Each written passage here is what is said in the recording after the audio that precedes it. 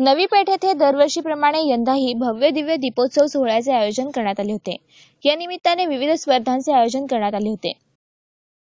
नवी पेठ येथे कित्येक वर्ष दिवाळी उत्सव परंपरानुसार साजरा केला जातो। यंदाही दिवाळी निमित्त विविध कार्यक्रमांचे आयोजन करण्यात आले होते। यात किल्ले, रांगोळी स्पर्धा घेण्यात आल्या। या सोहळ्याच्या बक्षीस वितरण सोहळ्यासाठी विविध कलाकारांना आमंत्रित करण्यात आले होते। मराठी अभिनेत्री शर्वरी जेमेनीस हिची प्रमुख उपस्थिती यावेळी पाहायला मिळाली।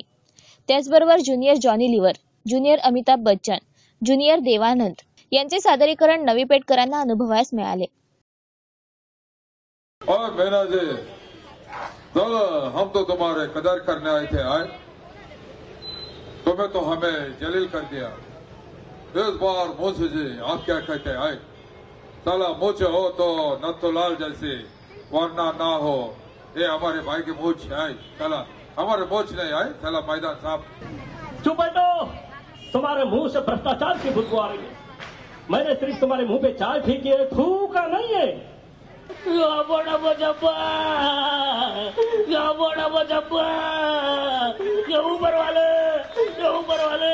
इसको टैप रिकॉर्डर में प्ले का बटन लगाना भूल गया क्या? गधा था जिसका नाम हसमुख है, जो झूठी हंसी हंसता है, जरूर उसकी बेटी गूंगी होगी। और बड़ा बजब्बा ठिकाणच्या परिसरामध्ये हे मंदिर जवळपास 100 वर्षापूर्वीचं हे मंदिर, अशा मंदिरामध्ये